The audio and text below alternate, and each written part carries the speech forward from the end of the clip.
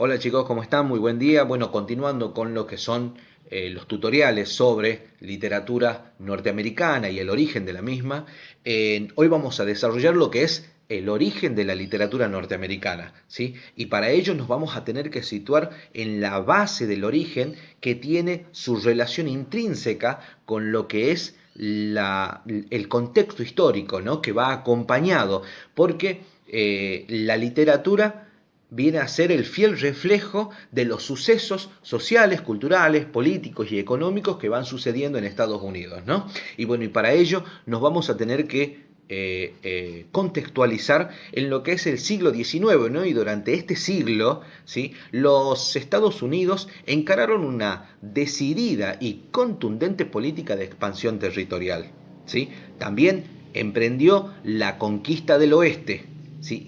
Que a mediados de siglo habían exterminado, ¿no? Sí, ya a mediados de siglo habían exterminado a la gran cantidad de población indígena que habitaba en estas tierras, ¿no? En lo económico y social se planteó una gran diferencia entre los estados del norte y los estados del sur, ya que los estados del norte se centraron sus esfuerzos en el desarrollo industrial, mientras que los del sur, ¿sí? Que se organizaron en latifundos de carácter feudal dedicados a especialmente la agricultura, para la que empleaban mano de obra de esclavos negros. En este contexto se marcaron dos tendencias bien diferenciadas en el desarrollo de la literatura. Por un lado, tenemos el europeísmo, donde aparece su figura más representativa, ¿no? Que es Edgar Allan Poe. Por el otro lado, tenemos el nacionalismo, que contaba con la figura de Washington Irving, preocupado por crear una literatura propia, aunque es notoria la influencia del romanticismo europeo en sus cuentos más célebres, como por ejemplo El jinete sin cabeza. A mediados del siglo, las diferencias entre ambas tendencias se acentuaron mucho más todavía, y Herman Melville se convirtió en el precursor de la corriente nacionalista con su obra más célebre, que es Moby Dick, en el año 1851. Novela que relata la implacable persecución que hay de una singular ballena blanca. Este autor revolucionó la técnica narrativa de su tiempo, como así también criticó la hipocresía de quienes estaban dispuestos a conseguir un objetivo a cualquier precio. Ahora, el empleo de esclavos y la vida miserable a la que eran sometidos ocasionaron un enfrentamiento entre lo que es el norte y el sur, ¿sí?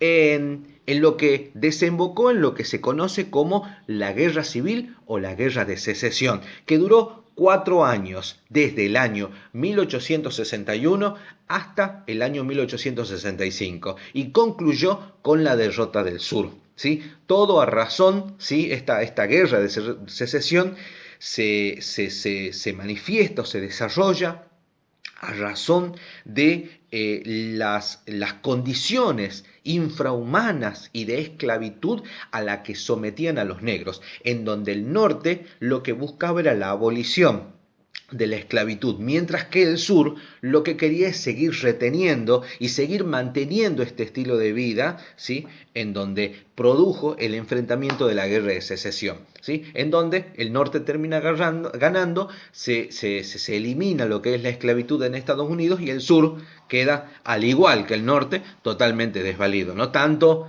entonces norte como sur quedaron totalmente desgastados después de la guerra, pero los estados del oeste, que era en donde habían exterminado a la gran mayoría de los pueblos y las comunidades indígenas, ¿sí? No se sintieron afectados y se encontraban en óptimas condiciones para crecer, ¿sí? La inauguración del ferrocarril transcontinental en el año 1869 y el exterminio de los indígenas mejoraron las condiciones para viajar por el desierto y atrajeron fuertes oleadas de inmigrantes provenientes del norte de Europa. Ahora, las historias que aportaron estos inmigrantes ¿sí? Constituyeron la base de la literatura popular estadounidense.